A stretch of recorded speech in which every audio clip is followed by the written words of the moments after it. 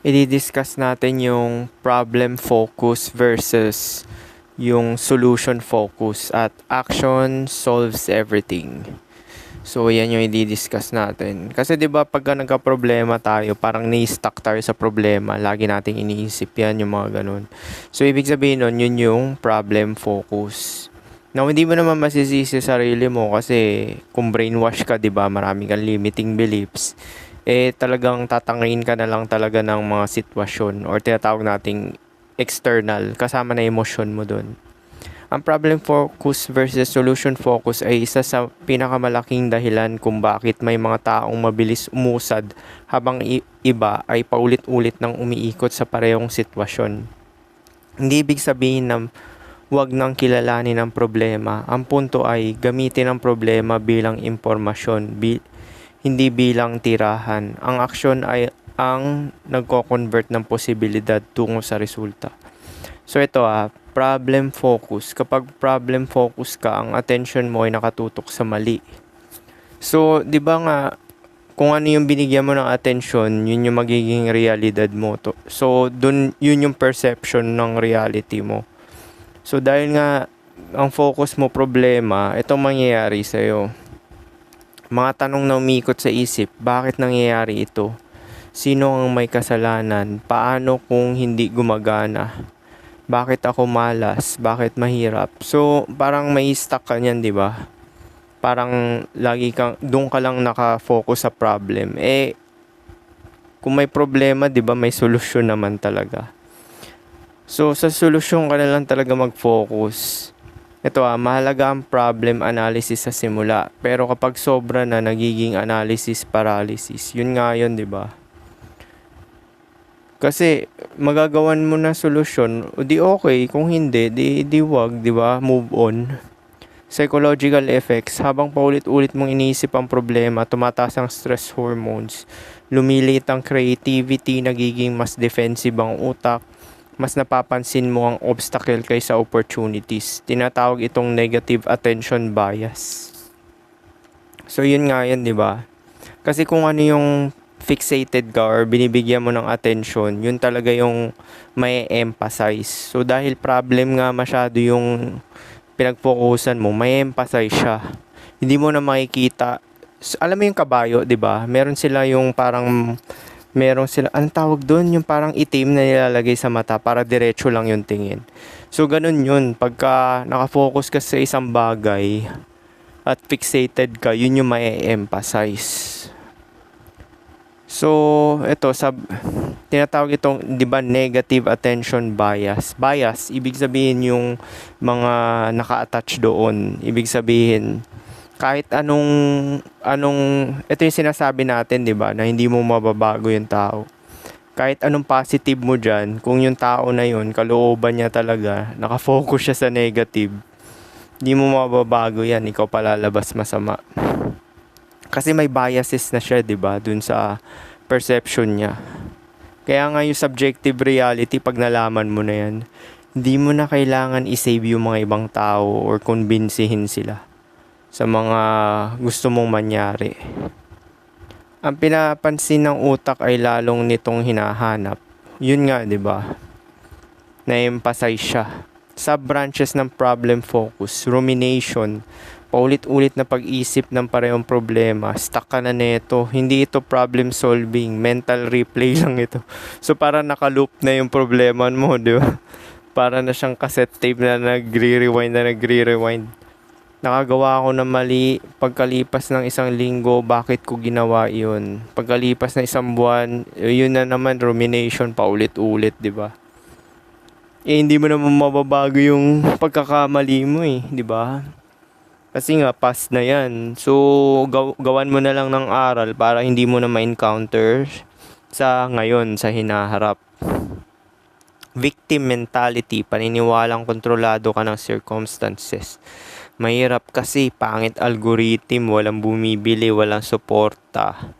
Maaring totoo ang mga ito, pero hindi sila automatic na pumipigil sa lahat ng posibleng action.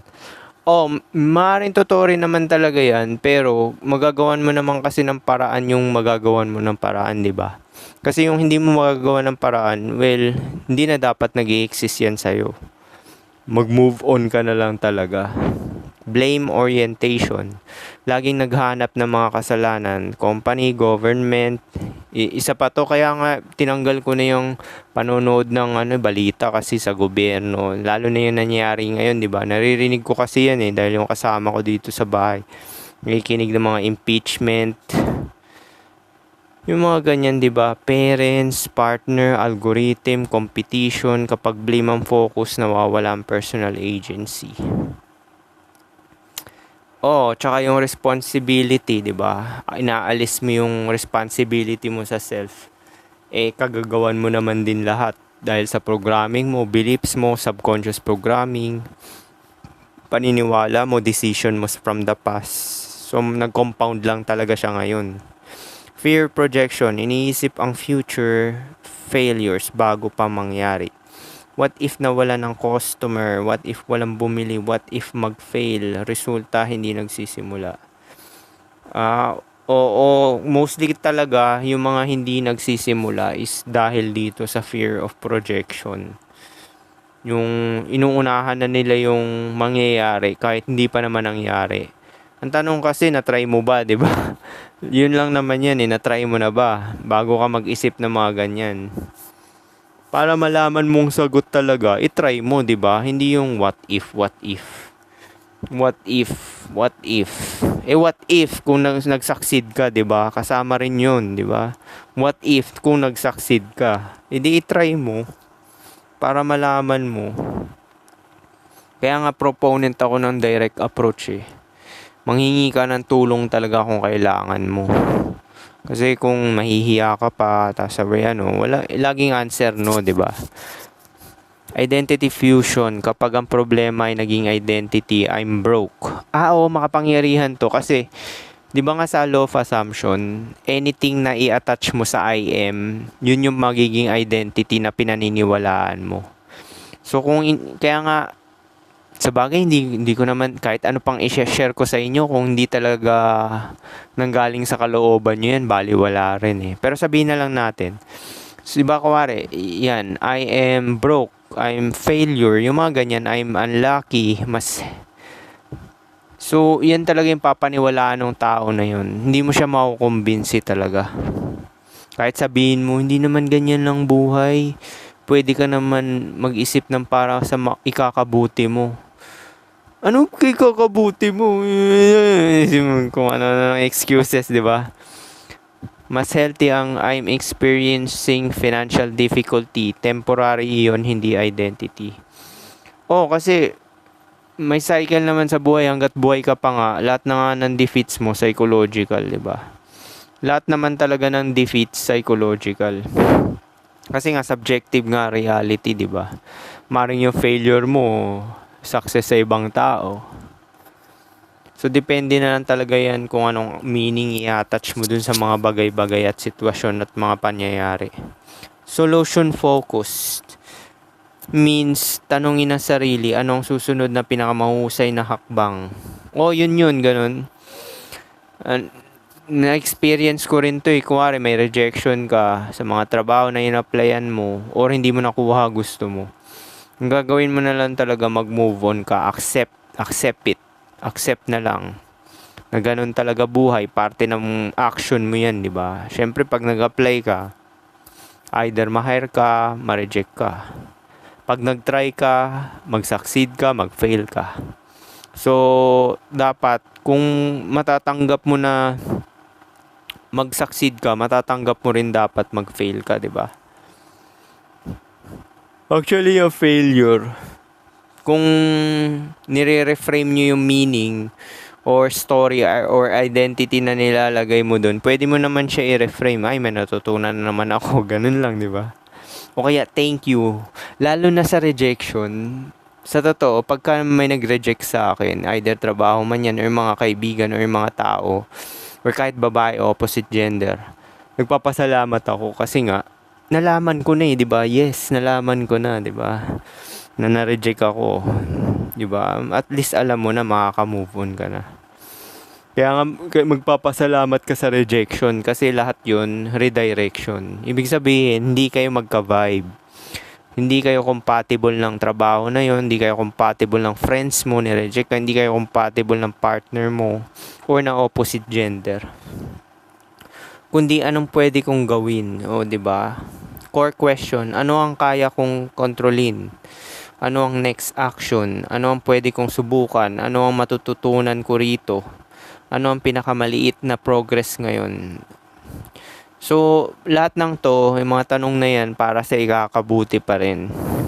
Tawag pa rin dito yung cognitive reframing pa rin talaga yan eh. Kaya nga shinare ko yung lahat para ikakabuti. Lagi ko sinasabi ikakabuti. Benefits, mas kalmado, mas creative, mas objective, mas resilient, mas mabilis makarecover.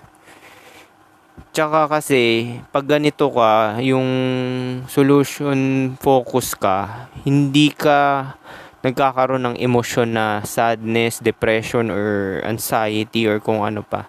Kasi solution focus ka, ibig sabihin grounded ka niyan sa present.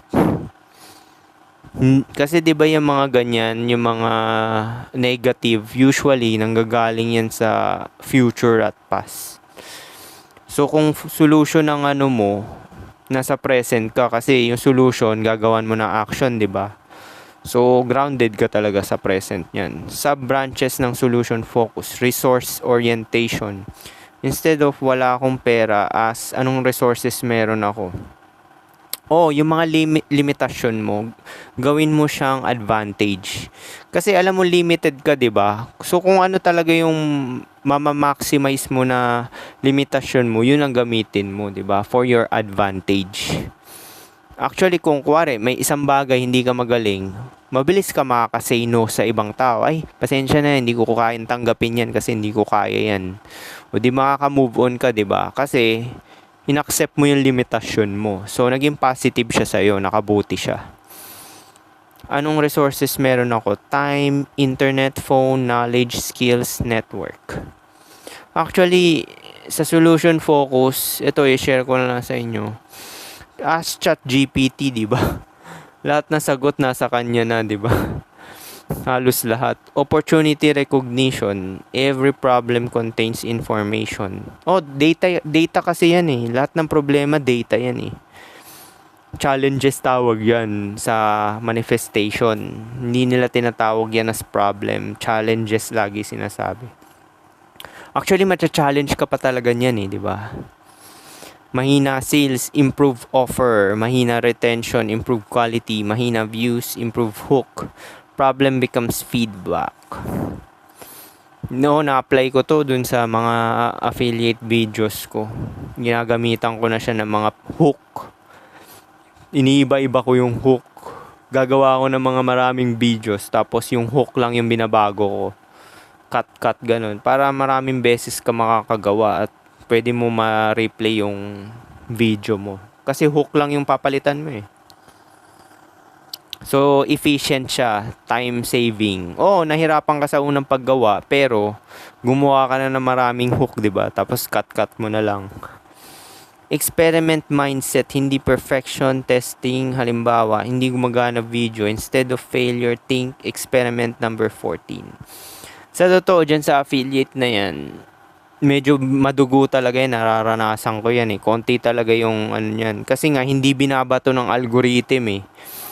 Although yung account ko kasi hindi siya naka-Philippines, ma-activate pa siya bandang August. So tingin ko may effect din yon para sa pagbabato ng low views tsaka algorithm. Tingnan ko na lang by August. Kasi yun yung 60 days eh. Kailangan nasa Philippines ka for 60 days.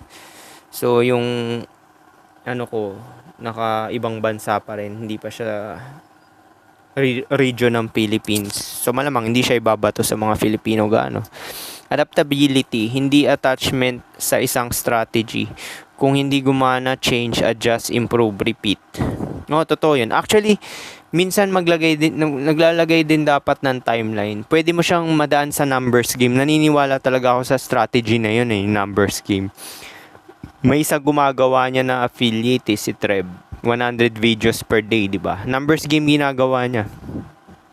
Tsaka pagka ganun, dahil nga pagod na pagod ka na, exhausted ka na gumawa ng video from umaga hanggang gabi, ang mangyayari, wala ka ng time talaga na tumingin sa ibang tao, mag-entertain, manood ng entertainment. Ako nagagawa akong videos mga 48 to 50 affiliate videos per day yon. So kalahati ng kay Trev yung nagagawa ko. Kung hindi gumana, change, adjust, improve, repeat. Kasi may tinatawag na compounding effect eh. Hanggat naglalabas ka kasi ng content, naiipon yan. Tapos magugulat ka na lang yan after 6 months, 1 year, dun mo siya aanihin. So, napaka-predictable talaga ng mangyayari. Continuous improvement, 1% improvement araw-araw. Actually, yung improvement everyday ang mahalaga kaysa yung sa dulo. Kasi yung dulo, future pa yan eh. Yung present kasi, nagagawan mo siya ng paraan eh. Tsaka gumagaling ka, nag-e-enjoy ka rin. Actually, nakaka-enjoy yung process talaga. Kasi nasa present ka niyan eh, yung process, may enjoy mo siya. Action solves everything. Siguro naman narinig nyo na to. Kinuha ko to kay Tate eh. Action solves everything. Hindi literal na lahat ng problema ay mawawala. Pero ang action ang tanging paraan para malaman kung anong susunod na dapat gawin. Kasi nga, naniniwala rin ako dyan eh. Kasi nga, pareho kami rin ng mindset ni Tate eh. Sinasabi rin ni Tate na, kuwari, hindi mo alam, hindi kumilos ka, kasi naniniwala siya sa first strike, di ba? Kuwari, may naglalaban, nakikipag-away. Usually, nananalo, di ba, yung nag-first strike? Or kuwari, kagaya ni Josh Mojica, first strike siya, di ba? Dun sa kangkong, siya lang kauna-una nakaisip ng kangkong chips. So talagang nakamkam niya talaga lahat ng biyaya kasi nga first strike siya, ibig sabihin siya kauna-unahang gumawa, di ba? Kagaya ko, tingin ko ako yung kauna-unahang gumawa ng mga manifestation, yung pinagsasama-sama sa libro. So first strike din ako dyan. Tingin ko lang ewan ko lang kung may nauna pa sa akin dito sa Pilipinas. Kasi hindi naman popular yung ganyan eh. Yung kauna-una akong book, hindi yung pangalawa. Actually yung pangalawa, ewan ko kung may nakagawa na nun. Kasi sinesearch ko rin sa website sa Philippines, di ba, yung Google. Kung may mga author ba ng mga Filipino gumawa ng mga ganyang book. So kung wala, malamang ako yung first strike, di ba?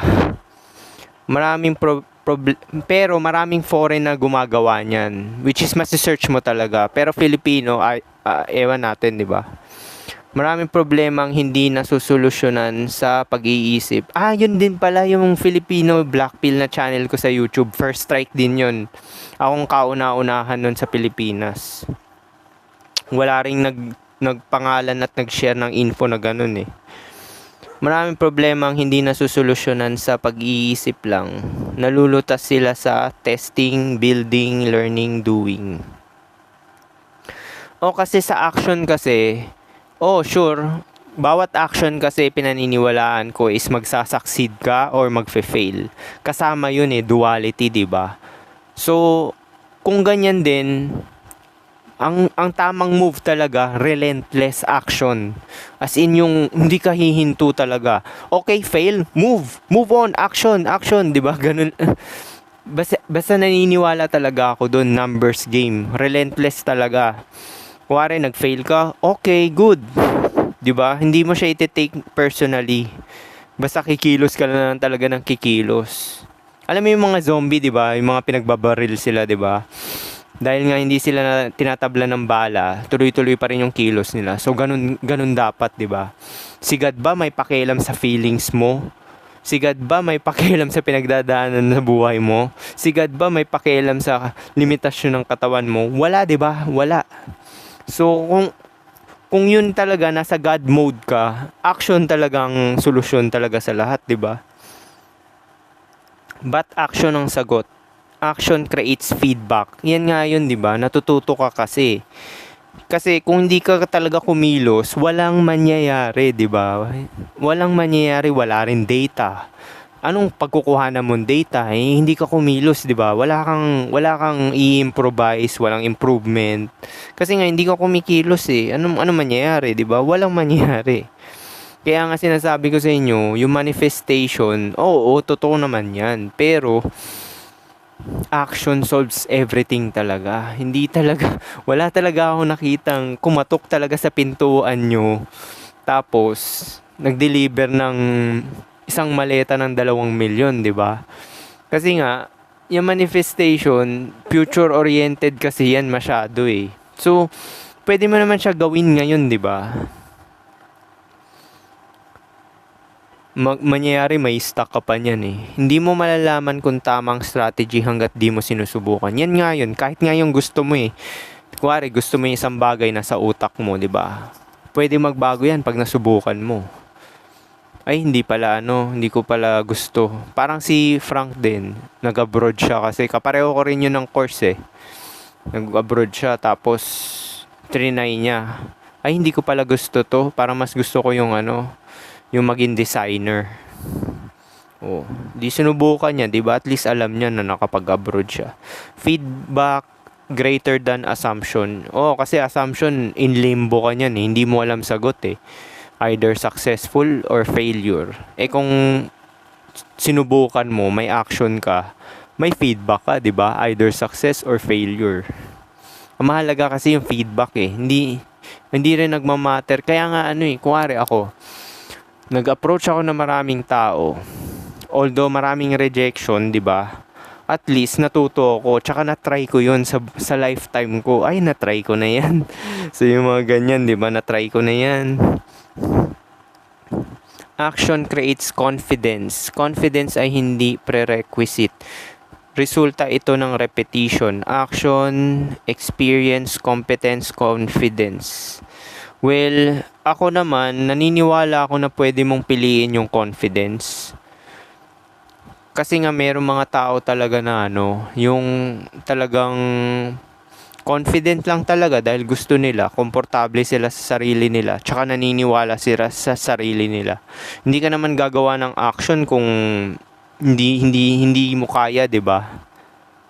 Tsaka hindi matatag yung kalooban mo. So usually yung mga action-oriented na tao, confident na rin talaga yan. Kaya dito, medyo hindi ako naniniwala sa ni chat, di ba? Action reduces fear. Habang iniisip mong isang bagay, lumalaki ito.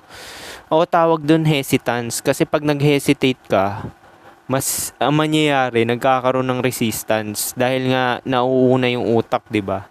Although hindi natin masisisi kasi may subconscious pa rin eh, may memory kasi yung katawan natin eh sa mga past trauma. Kaya mabigat talaga yung subconscious programming eh. 95% kasi ng buong pagkatao mo 'yun eh. Simula bata ka, 'di ba? Ang lupit talaga nun eh. Doon nakasalalay yung success mo tsaka failure mo eh. Sa subconscious programming. So ito habang ginagawa mo ito, nagiging normal ito. Habang iniisip mo isang bagay, lumalaki ito. Action builds identity. Hindi ka na nagiging discipline dahil iniisip mong discipline ka. Nagiging discipline ka dahil paulit-ulit kang kumikilos. Habit na siya eh. Once na install na yan sa'yo, yung habit na yon, part na siya ng buhay mo. Ibig sabihin ng pagiging ikaw. So kunwari, itong tao to, kilala ko to sa pagiging maporma, na inaalagaan yung kalusugan niya, katawan niya, tsaka okay siya manamit, confident magsalita. So, nagiging parte na yun ng identity niya or buong pagkatao niya. Tinatawag nila yung character di ba? Kaya nga malalaman mo yung totoong pagkatao ng tao pagka walang nakatingin sa kanya. Tapos nakikita mo yung ginagawa niya kung consistent pa rin ba siya or hindi. Or gagawa ba siya ng katarantaduhan or hindi, 'di ba? Identity follows repeated behavior. Action generates momentum. Motion creates motion, parang malaking bato. Pinakamahirap itulak sa umpisa. Kapag gumulong na, mas madali nang itulak. Well, kaya naman talaga mahirap ang isang bagay sa pag-uumpisa kasi nga unknown siya. Ibig sabihin, bagong program yan i-install mo sa sarili mo, 'di ba? So, hindi mo pa talaga siya alam, as in nag-i-start ka from the start. So, zero talaga, wala kang kaalam-alam, 'di ba? So, once na natitesting mo na siya, kaya nga ako learner ako, 'di ba may category na learner, visual learner, ako action learner ako eh.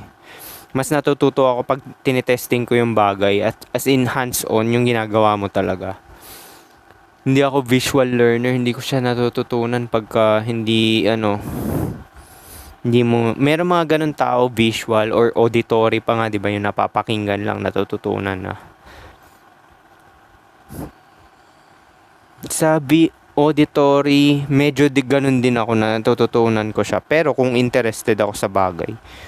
Circle of control, 3 circles: habits, skills, work ethics. Posting, learning, reaction, decision, ito ang pinakamahalaga. So, influence, customers, friends, audience. Ito pala, circle of control, 3. So, ang sinasabi, control, influence, saka concern. So, sa control, habits, yun yung makokontrol mo. Skills, work ethics, yung pagpo-post mo, learning, reaction, tsaka decision, yun yung mga makokontrol mo. Ito ang pinakamahalaga. Which is totoo din naman talaga kasi yan yung makokontrol mo. Influence, customers, friends, audience, negotiation, marketing, may influence ka, hindi total control. Oo, hindi mo siya makokontrol kasi kahit gaano ka confident at anong tawag doon, kahit may tawag doon, competent yun, confidence tsaka competent. May mga tao talaga na hindi ka trip talaga dahil sa vibe. Naniniwala din talaga ako diyan. So may impluwensyahan mo lang yung mga ilang mga tao, 'di ba? Pero hindi mo sila makukumbinsi. Concern, economy, competition, algorithm, weather, politics, past, hindi kontrolado. So, kinategory nila yan dyan. Mas maraming oras dito, mas kaunting energy sa actual progress. Kasi external na yan eh. Wala ka ng control talaga dyan. Action loop. Observe, decide, act, feedback, adjust, act again. It's a growth cycle. Kasi nga, di ba yung consistency of action, yun talaga yung nagbibigay ng resulta. Parang lagi ko sinasample, 'di ba? Wala namang businessman na nagbenta ng isang produkto sa isang araw at lumago na yung business at nag-stop na siya ng one day. 'Di ba ginagawa niya 'yun hanggang habang buhay na nagbebenta ng produkto? Hindi lang naman one day yung ginagawa. So yung totoong panalo talaga, yung everyday na ginagawa mo, hindi yung big win dahil sa laki ng pera.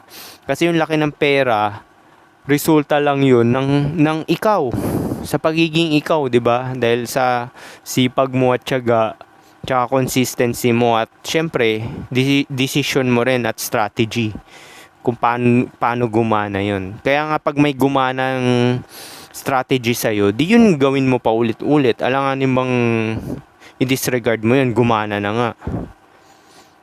Medyo pahirapan yan dito sa affiliate. Marami rin mga tao na ganyan kahit ako nahihirapan. Ano ba yung gagana talaga strategy? 'Di ba? Medyo challenging tong na to tong affiliate marketing na to Kasi nakasalala yung tao 'di ba? Problem, fear, more thinking, more fear, no action, no feedback.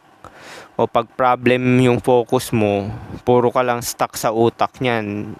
Paikot-ikot lang para kang talaga, nasa mental hospital. Kasi biruin mo naman, ito yung problem focus, fear, more thinking, more fear, no action, no feedback, more or uncertainty, paulit-ulit na lang, 'di ba? High performers, hindi sila walang problema, mas mabilis lang silang notice, decide, act, adjust, repeat. Hindi sila naghihintay ng perfect timing. Stoicism, control what you can, accept what you cannot, focus your energy wisely. Growth mindset, failure is information, mistakes are data, feedback is education, progress is the goal. Law of compounding. Ang isang maliit na aksyon ngayon ay maaaring magbunga ng malaking resulta sa paglipas ng panahon. Yan nga yan yung consistency talaga. Yan talaga yung totoong panalo, hindi yung sa future. Halimbawa, kung araw-araw ka magpo-post ng isang mas mahusay na content, mag-aral ng bagong skill, mag-improve ng isang bahagi ng iyong proseso, maaaring maliit ang epekto sa isang araw, ngunit sa loob ng mga buwan o taon, ang mga maliit na hakbang na ito ay nagkakaroon ng malaking pinagsama-samang resulta. So, practical framework. Kapag may problema, gamitin ang simpleng proseso na ito. Define ano mismong problema. Tapos, i-separate mo ang mga kontrolado at hindi. Tapos, choose. Ibig sabihin, mamili ka na yung pinaka may advantage ka or leverage. At ang susunod na hakbang, di ba? So, magiging strategic ka dito pag solution-based ka. Kasi, ang focus mo dito kung ano yung magkakaroon ka ng advantage at benefit. Tapos kilos, gawin ito kahit hindi perpekto. Measure ano naging resulta, adjust ano ang babaguhin batay sa feedback, repeat. Ulitin ang cycle. Kaya nga pag nakuha mo na talaga yung kiliti nung ibig sabihin yung gumanang strategy, yun na yung gagawin mo pa ulit-ulit, di ba? Kaya nga yung mga businessman sa unang phase talaga niyan, ang dami talagang failure niyan. Naranasan ko yan kasi nga yung parent ko rin nagbebenta rin ng kung ano-ano. So maraming try din talaga yan kung ano-ano ibebenta mo. Ang pangit lang talaga pagkain, alam ko kasi napapanis. Sa ganitong paraan, ang bawat problema ay naging source ng impormasyon, hindi hadlang sa pag-usad. Ang pag-iisip ay mahalaga para pumili ng direksyon, ngunit ang aksyon ay naglalantad ng katotohanan.